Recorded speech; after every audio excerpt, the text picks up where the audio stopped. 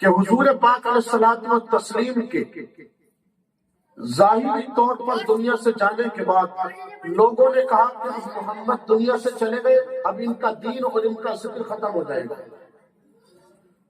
اور دوسری چیز ہم یہ ذکر کریں گے کہ ہمارے نبی نے جو اپنی امت کو سنت طریقہ یعنی شادی کا جو ایک یہ انمول طریقہ پیش کیا ہے، اس طریقے کے بارے میں کچھ گفتگو میں کروں گا تو ہمیں پتہ چلے گا کہ حضور نے امت پر بہت احسان کیے ہیں، لیکن ان احسانوں میں سے یہ شادی کرنا اور یہ سنت کے ساتھ نکاح خوانی کرنا یہ حضور کا دنیا انسانیت پر ایسا احسان ہے کہ حضور کے طریقے سے جب شادی ہوتی ہے تو اس نکاح کی برکت سے جب نسل کی ابتدا ہوتی ہے تو وہ نسل جائز طریقے کی نسل ہوتی ہے، وہ حلالی نسل ہوتی ہے۔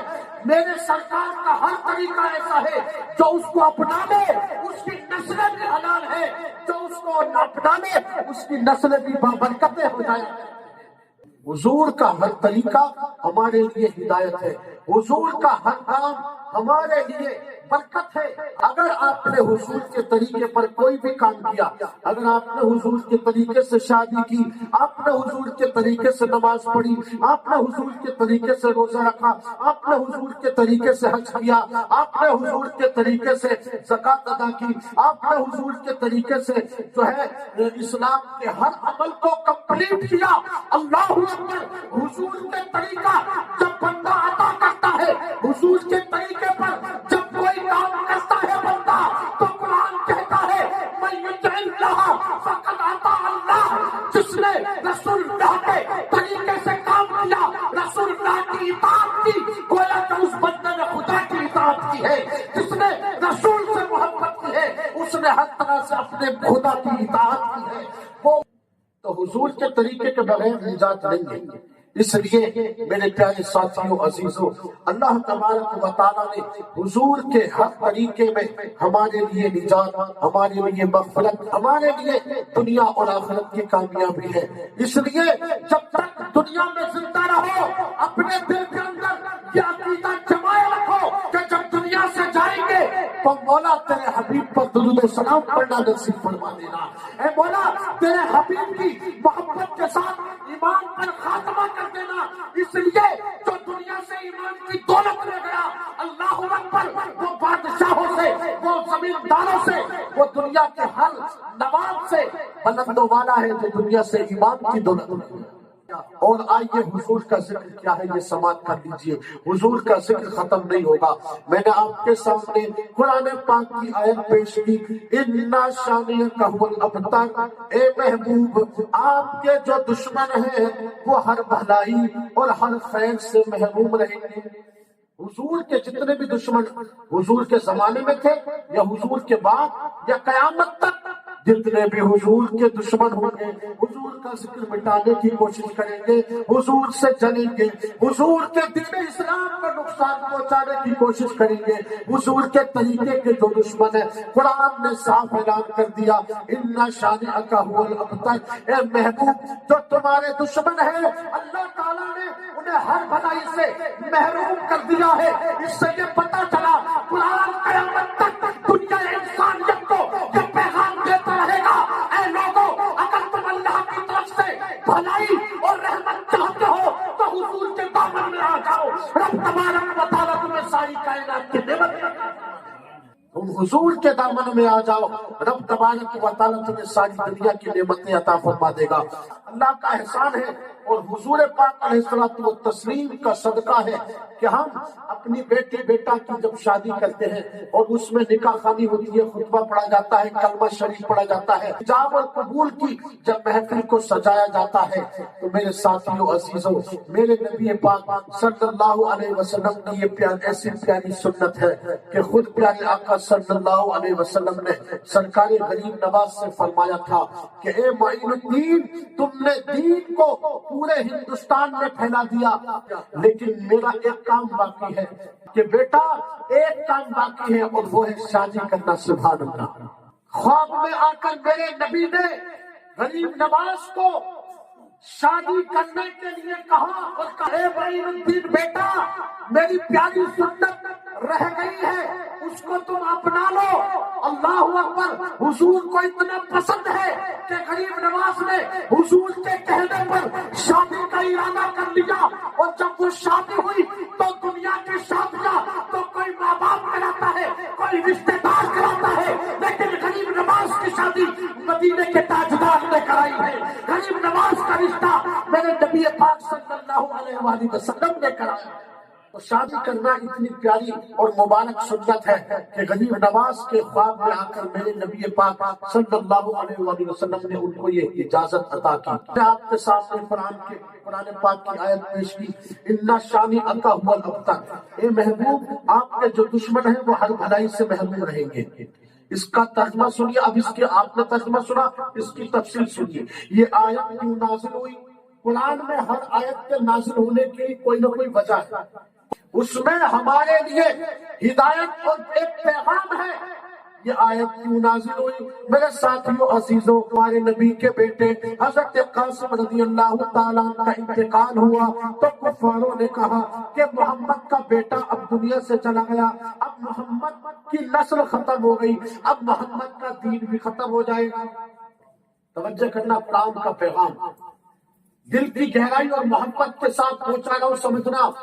میرے ساتھیوں عزیزوں, کفار نے کہا اب محمد کا نام مٹ جائے گا, محمد کا دین ختم ہو جائے گا, اس لیے ہر کسی کا نام, ہر خاندان کا نام اس کی اولادیں چلاتی ہیں. اب محمد کی اولاد ختم ہو گئی ہے, اب محمد کا دین ختم ہو جائے گا, محمد کا نام ختم ہو جائے گا, محمد کا ذکر ختم ہو جائے گا.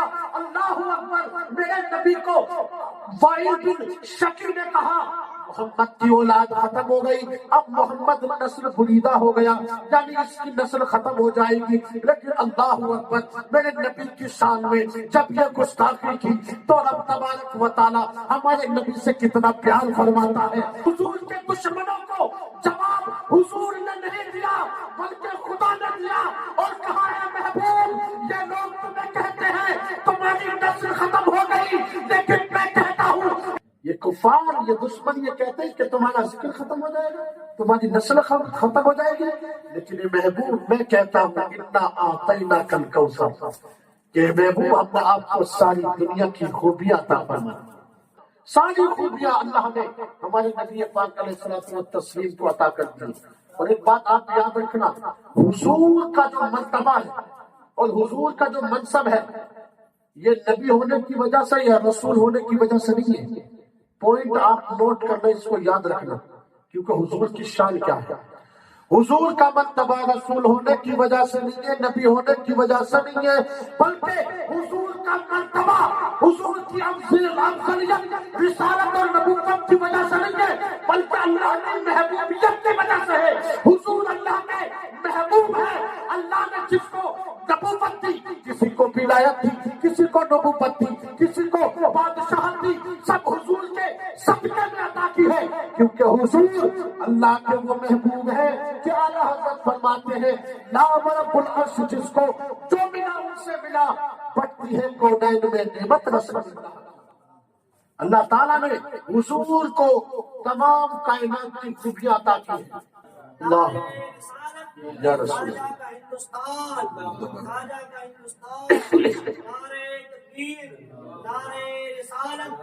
یہ آیت کا مفہوم اور ترجمہ آپ کے سامنے پیش کر دیا, لیکن اعلیٰ حضرت رضوان اللہ تعالیٰ علیہ مجمعین اس آیت کے تحت فرماتے ہیں اے محبوب تمہارا ذکر زمین اور آسمان میں ہوتا ہے اور قیامت تک مسجد کے محراب و منبر پر ہر کوئی تمہارا ذکر کرتا رہے گا.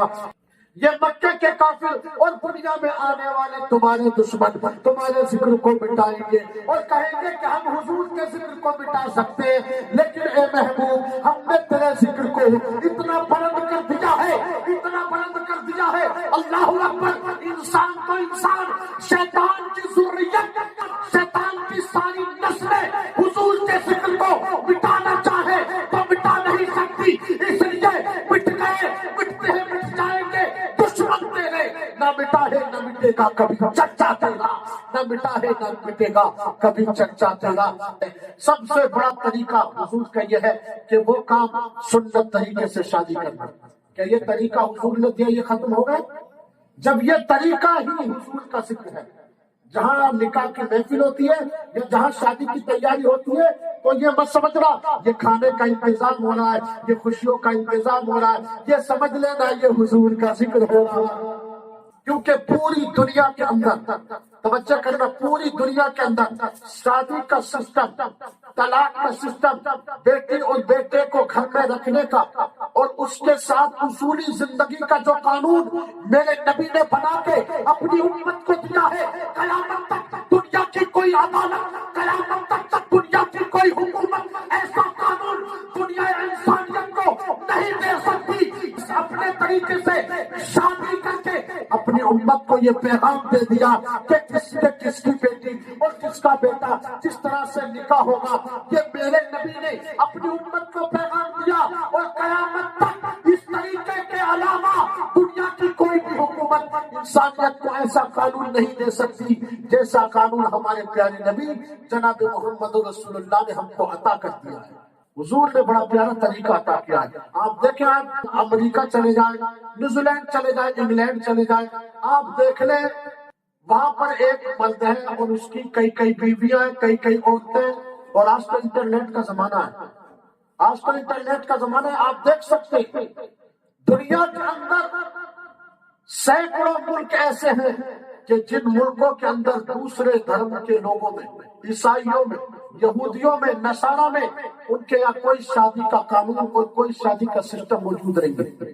بس من کرا تو اس سے شادی کر لی، من کرا تو دوسرے سے شادی کر لی، من کیا تو تیسرے سے شادی کر لی، اور من کیا تو چوتھی سے کر لی، پانچویں سے کر لی۔ کوئی شادی کا قانون موجود نہیں ہے، کوئی شادی کا قانون موجود نہیں ہے۔ لیکن ہمیں احسان ماننا چاہیے اپنے نبی کا کہ حضور دنیا میں تشریف لا کر دنیا انسانیت پر احسان کیا ہے، اور شادی کر کے میرے نبی نے امت کو یہ سکھا دیا، امت کو یہ سکھا دیا کہ جب تم شادی کرو گے تو بیوی کے حق کیسے ادا کیے جائیں گے، اور جب شادی کے بعد اولاد ہوگی تو اولاد کے حق کیسے ادا کیے جائیں گے، اور جب اولاد ہوگی تو اولاد اپنے ماں باپ کے حق کیسے ادا کرے گی، جب اولاد اپنے ماں باپ کے کیسے حقوق ادا کرے گی، والد کو اولاد کے حق، اولاد کو والد کے حق، ماں کو بیٹی کا حق، بیٹی کو ماں کا حق۔ یہ کس نے سکھایا؟ حضور کے علاوہ کسی نے نہیں سکھایا۔ اس لیے لوگوں اپنی نسلوں کو حضور کا طریقہ، حضور کی سنت، حضور کی محبت سکھاؤ، تاکہ وہ کوئی بھی کام کرے تو اپنے نبی کے طریقے سے کرے، جب کوئی بھی کام کرے تو حضور کی محبت پر کرے۔